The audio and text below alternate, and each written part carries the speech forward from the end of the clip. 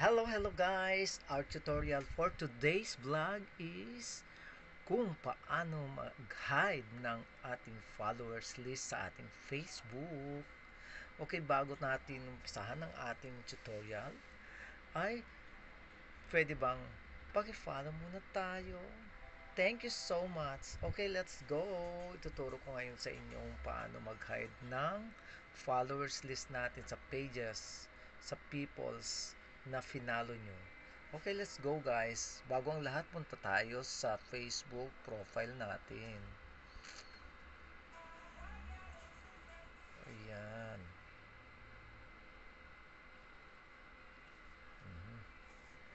Mahina. Ayan guys. Punta tayo sa ating Facebook profile.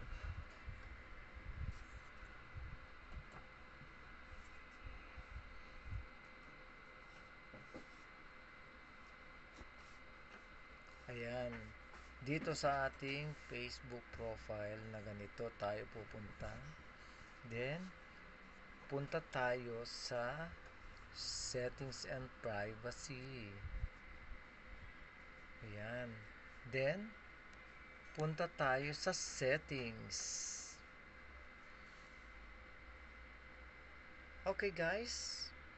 Hintayin lang natin. Ayan guys. Then, punta tayo dito sa default audience settings.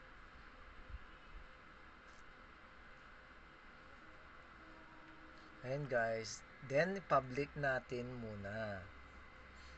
Then, next. Then, after that guys, edit settings.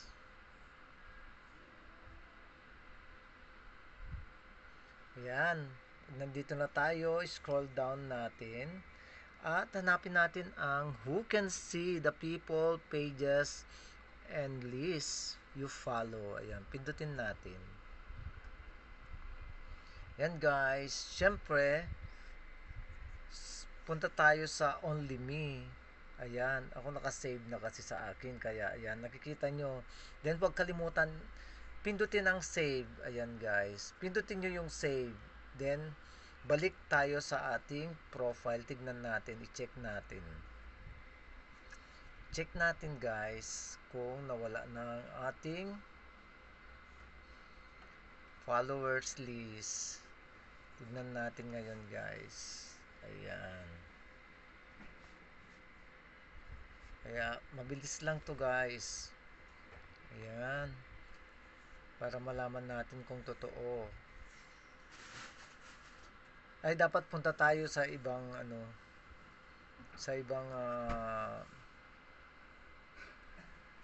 profile natin. Tignan natin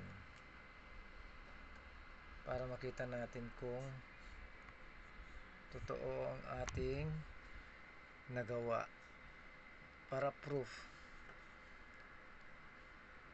may proof guys. Ayan, yan ang aking isang profile. Tapos hanapin natin ang profile ko na pinagsettingan natin.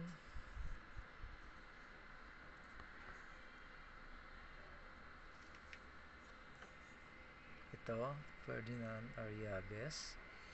Ayan, tignan natin ngayon.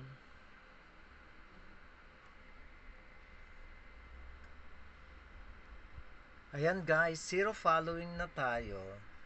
Oh, kitang-kita nyo naman guys, 0 following na tayo. Ayan. Okay, that's all for today's vlog and tutorial. Thank you so much for watching. Please share and follow for more. Love you.